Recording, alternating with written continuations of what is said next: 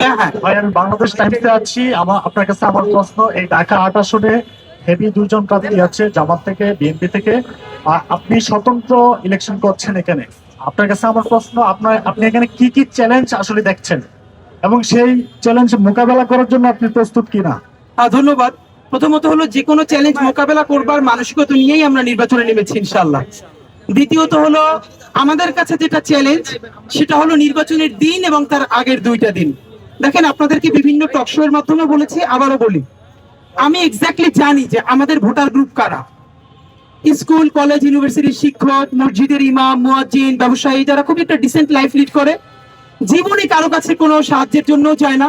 এই মানুষগুলো যদি খুব ভালো একটা কেন্দ্র হয়, কেন্দ্রে কোনো মারামারি কাটাকাটি না হয়, দখল না হয়, তাহলে গিয়ে ভোটটা দিয়ে আসবে শান্তিতে। আমাদের জন্য দেখেন, বাংলাদেশের রাজনীতিতে খুব বাজে একটা প্র্যাকটিস আছে। সেটা হলো, যারা একটু হেভি ওয়েট প্রার্থী থাকেন, তারা কেন্দ্রটা দখল করার জন্য 8-10 জন দামি প্রার্থী দাঁড় করাই দেন, 10 জন 15 জন দেন।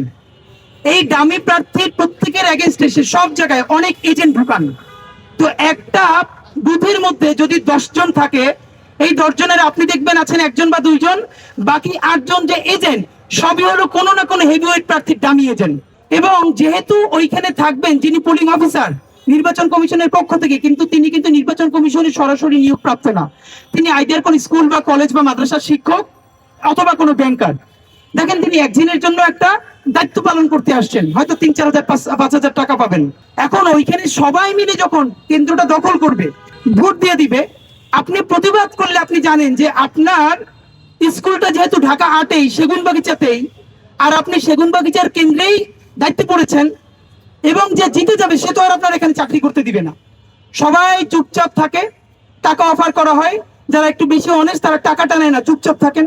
আর টাকা না নিলে, যারা চিন্তা করে যে আটকাতে পারলাম না, টাকাটা নিয়ে যাই, তখন হয় কি, এমন ভাবে ইলেকশন ইঞ্জিনিয়ারিংটা হয়, ব্যালটে ভোটও পড়বে, সবই হবে, কিন্তু আপনি জানবেন না যে কিভাবে হয়েছে।